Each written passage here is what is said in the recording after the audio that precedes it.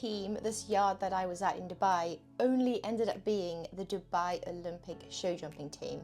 I've been snowed in for 5 days now. My car cannot leave the drive. I cannot go and treat any horses. I am basically stuck in. I can walk everywhere, but it is black ice. And I'm going to share with you exactly what I've learned in this reflection. So last January, my partner and I were actually in Dubai. We were there for 3 months, and he made a very big decision. We both did. But it was his financial decision was to invest into a property, an off-plan property in Dubai. Now, that can be risky, right? Anything in life is risky. However, Dubai does things very interesting. So you had to put down 4 large deposits in the first 2 years. So basically, by the end of 2 years, you own half the property already. So it's a big difference compared to somewhere like here in the UK, which is smaller installments. So that added a lot of pressure to both of us.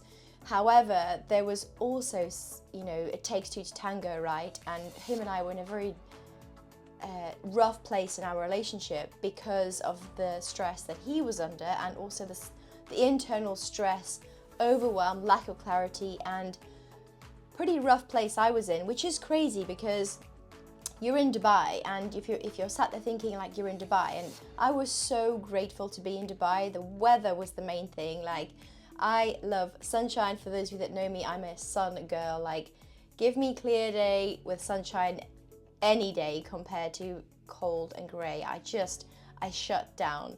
So being in Dubai had so many positives. However, it really reiterates the point of, if you're not happy with where you are with yourself, you can be anywhere in the world and still not be your authentic self, or still not be comfortable within your own skin. And this is exactly where I was only a year ago today. Now that I reflect back, like everything in life, it was a big lesson, and it was the lesson that I needed, because I was in almost autopilot mode for, I'd say, definitely the 6 months going to Dubai, and then definitely that period in Dubai.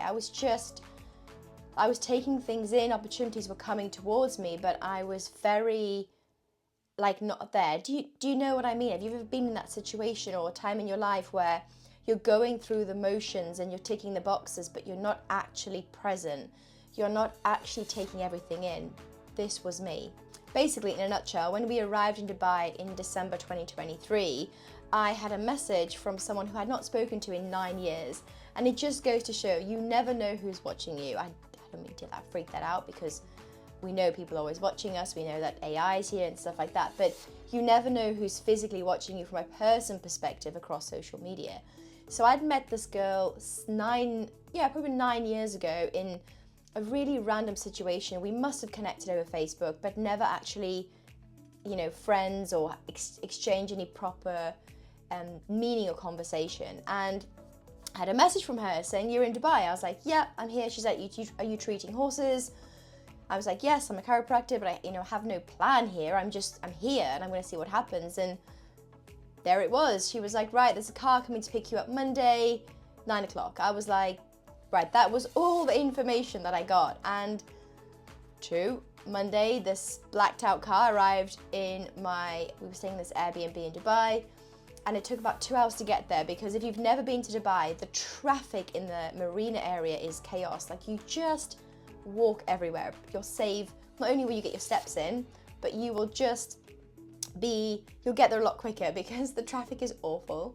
So 2 hours to get there, and when I rocked up at this yard, I remember these big black wrought iron gates and opened up, and inside was like a heaven.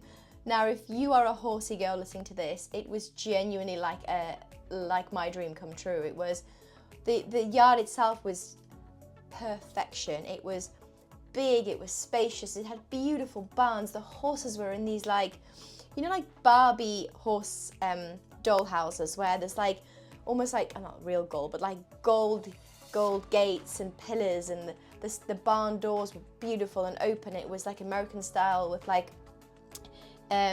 probably double the size of a normal stable to here in the UK. It had a fantastic arena. It was absolutely ginormous, probably like 2 40 by 60s put into one. It was massive. The surface was lovely. The walker, the lunch pit, the turnout, you name it, it was there and it was sunny. So I walked in, I was like, and imagine, you know, that scene where you're going in and you just have this like moment, and then the golden, this light shine on and you walk in, like, oh, it was amazing. But I hadn't been told where I was or what was happening. Obviously I knew I was treating horses. So when I got there, it was, you know, I went through my protocol of information, like history, important things I need to find out before I treated the horses, and genuinely turned out to be the Olympic show jumping team. Now, what an experience, because the people that it takes to, you know, help and produce such a team is second to none. They are a fantastic group of individuals. Their knowledge, their experience, their love, their passion, it's there. And I had so many amazing experiences of traveling around. I went to Abu Dhabi, treated an array of different show jumpers, and then you get to know their kind of sport, which is a bit unique in their own culture. Because of my lack of clarity within myself and the headspace I was in, and this autopilot mode that I was definitely felt, I just, you know, when you feel numb, like I was just numb. And yes, now I know why. I know that I was eating the wrong foods. There were so many lifestyle factors that were actually affecting this numbness feeling. But at the time I knew no better, because you don't know what you don't know. And, you know, side note, this is exactly the clarity that I give the ladies I work with in True Self Mastery. If you want to know more information, if you're sick of fad diets, if you're sick of feeling low and you're sick of something that is a short-term fix, we need to talk, and I can give you the strategies, the simple strategies to thrive in life.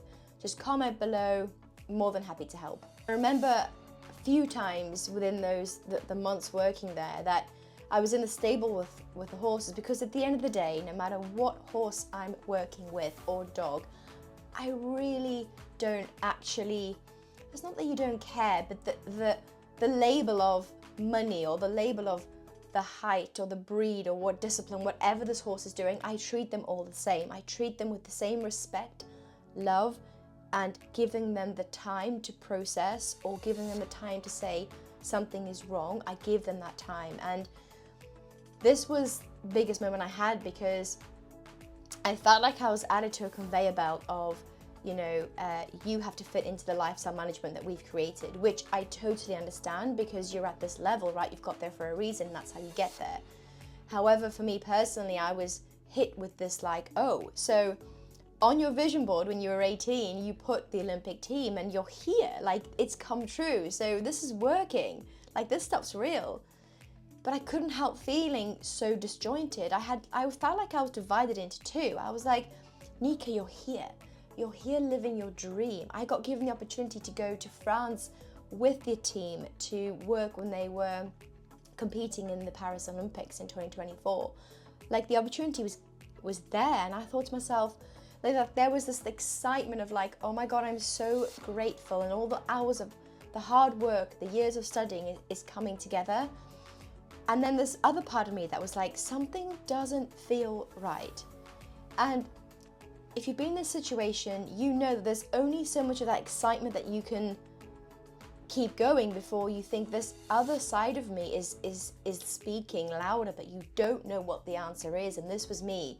So in between treating the horses, I was actually doing fitness videos, and I was doing what I love, because alongside being a chiropractor and my love of horses and competing, I love feeling energized. I love waking up in the morning feeling ready for the day. If there's any pain in my body, I want to know why. I want to help my body thrive. So, and I suppose because I know when I'm feeling well within myself, I'm a better person for not only myself, but my family, my clients, the horses, the dogs. So I was doing that alongside, but I had honestly no clarity. And this comes back to the beginning when I was, you know, you're in Dubai, Christmas, January, you know, you could be stuck in the UK, which is where I am now, and it's cold, it's snowing, I'm snowed in.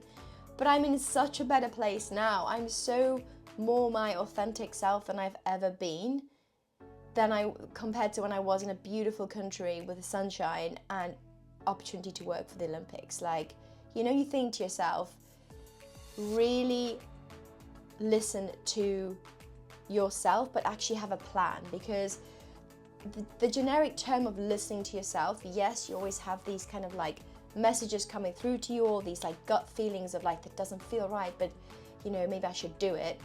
But actually take time to go within, and this is where the rest of the story continues. I ignited, and I suppose imagine there's like a little flame. It added wood to this flame, and it just exploded for my love of yoga. In between the treating and the going to the gym and things like that, I was looking at different yoga studios, and having done a bit of yoga in the UK, did loads of stuff on YouTube, like I love YouTube, it's loads of free videos, which is so awesome.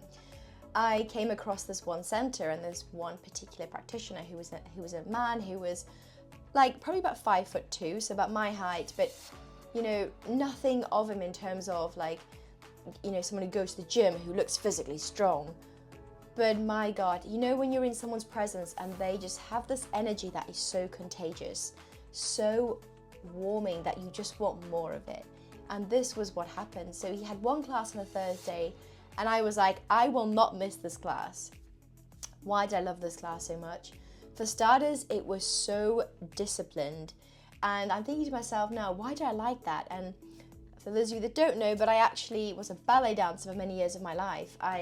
From the age of like 4 till 12, ballet and horses was my life. And the reason ballet was so addictive was because it's so disciplined. You follow a practice, a routine, it becomes quite monotonous, but you know where you're going to an end goal. You know, you're moving up the levels type thing. You're starting flat and then you work up to going on your points. So I loved that. I also loved the challenge because I get bored easily. So I was like, I love being challenged, and that's what ballet gave me. And then I realized yoga can be adapted to whatever you need at that time, at that moment. And the beauty about this guy was that he had the ballet type variables, if you want to say, I don't know if that's the right word, but it was the same practice in the beginning. So it was breath. It was actually quite uncomfortable in the beginning,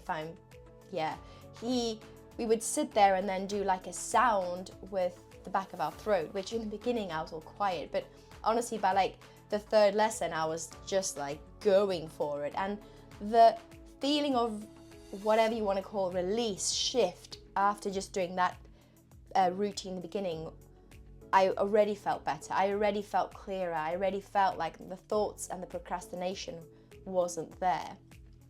And then I loved these classes because they were so challenging. So I managed to do things with my body in contortion type movements that really gave me a sense of accomplishment because they're so hard. And this is the thing about yoga. So when people say to me yoga's boring, I'm like, what yoga are you doing? Because it is so difficult, but in such an addictive way, because it's so rewarding as well, that I was so grateful for the finding a practitioner like that. And I know one day I will come across someone like that again. But also what I needed at the time, because I was so stuck in my head of procrastination, overthinking, feeling isolated even though you're in Dubai, feeling so lonely even though I was living with my partner, just feeling so disconnected, that challenging yoga once a week really gave me the push that I needed, but also reminded me to get out of your head, to take action, and to think very clearly about where you're going, and take those small steps every single day to getting there. How does this link to being stuck, snowed in, and unable to drive anywhere? Okay, for starters, I'm really happy with how far I've come in 1 year.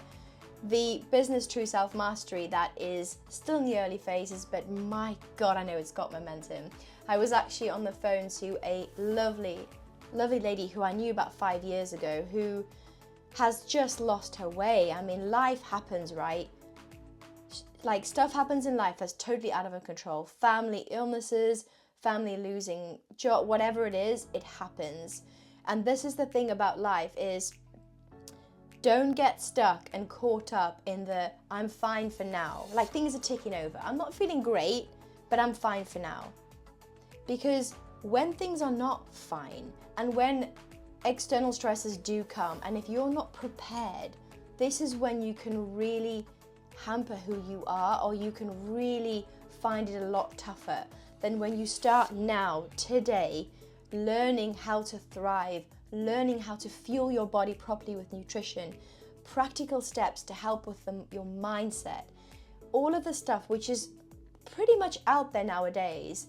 But I speak to an astronomical amount of people, that, especially women, because that's who I work with, who say to me, I'm okay for now.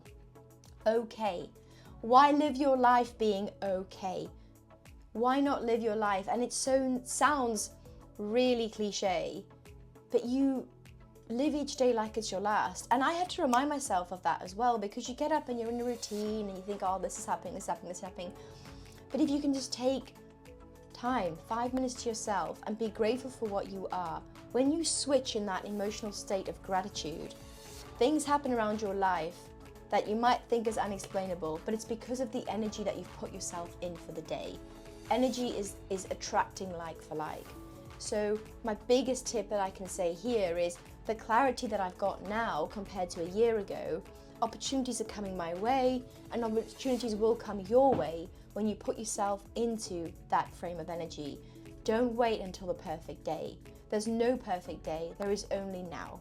The second thing that I am reflecting on, especially being here now, unable to go and treat any horses or dogs, is that I'm super grateful for the clarity that I now have.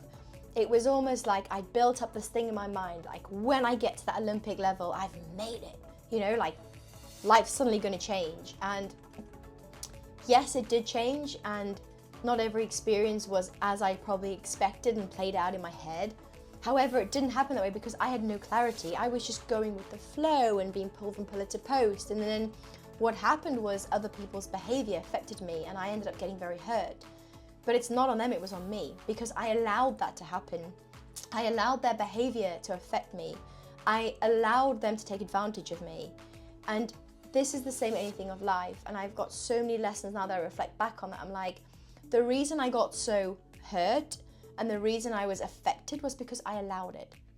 In one of my previous videos, I've described this more, where when I wake up in the morning and I imagine and I prioritize my energy, okay? We all have this limited amount of energy that if we choose to give out and even choose to waste time worrying about other people, we're giving out our life force energy, our energy that gives us power, gives us the necessary needs that we need to get through the day, or to thrive in the day.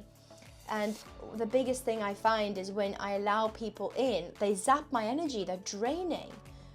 But when I take time, when I journal, when I reflect, when I do my yoga, I realize that I protect my energy. And then when these external things come bouncing at me, they bounce back off me. You know, it's almost like I have this bubble of invisible armor around me and it just bounces back. But that takes discipline, that takes practice to have these strategies in place, because it's like every day we reset, okay? So we need to have the same foundation, like the yoga teacher, that same foundation where it becomes automatic to your daily routine to help you thrive in your life. And that's definitely the biggest thing I've learned in this year, and especially now being here. You know, you could be miserable and think I'm stuck in, I can't get anywhere, I can't see my family, I can't go treat any clients. You know, you start worrying and you think, but let's make the most of this opportunity. You know, how can we make the most of this experience that's been brought to us? And the first thing we can do for myself, and I really advocate this for yourself, is become the guard of your mind. So watch the thoughts coming in and out. Focus on gratitude. Focus on your energy, because that is what pushes you forward. And whether that's good or whether you're being negative, it's still your choice. The third point I'm super grateful for, and I'm happy that I've come so far in this year, is working with horses. It's something that I will always do for the rest of my life. I feel like the horses like within my blood. I love them so much. They are so majestical. I love the fact that they bring you into the moment. My greatest lessons have always been with horses. They're mirrors. You know, if you're in a very negative state, or you're in a bad mood, or you're trying to hide something, my God, they will reflect that back on you. The same thing, if you're in very open, curiosity, very calm presence about you, guess what they do? They come in. This is nice, because this is nice. Let's communicate, and they are just wonderful. And I've realized more and more, because I had this divide where I was like, if I leave the horses and I go into helping women, like, am I doing them a disservice? And now I'm like, Nika, the skills and tools that I have, having been a chiropractor for the period I have, but actually just working with horses, has taught me so much that I can combine my love for both. And I get so much joy inspiring my horse and dog owners for them to listen to their animals more, because you can come as the expert with the knowledge of anatomy, and you know, depending on your qualification, you can diagnose and you can understand the pathology. However, your horse, your dog is always talking to you. So the biggest advice now that I help my clients with is giving them a clear plan, because that is key. In, say, when you're going to a vet appointment, right, what are you doing? Do you have a clear plan of aftercare? What questions are you asking? Because when we have a diagnosis, and it's the same with the human field, which is why everything is so connected, you know, if you go to a specialist and they say, okay, you have a bad shoulder, you have a rotator cuff injury. Okay, why do I have a rotator cuff injury? Is it to do with the way I stand? Is it my posture? Is it, okay, maybe an injury that happened when I picked up something heavy? Why did that happen? Do I have a weak core? Do you know what I mean? When you really start to ask why, and you unravel so much more, not only do you get answers a lot quicker, but you recover a lot quicker as well. And this is one thing that I'm so much more happy within myself, is that I'll never lose the horses. They're always there, and I'm never going to not be there for the horses and help the riders with their horses. However, my focus now is, instead of just being like treating as many as I can, is actually to educate, do more clinics, to help spread the word of any behavior, any issue can be solved when we start asking questions. Thank you so much for listening. If you haven't already, please give me a subscribe and follow button. And if you'd like to know more or you have any questions, please just comment below.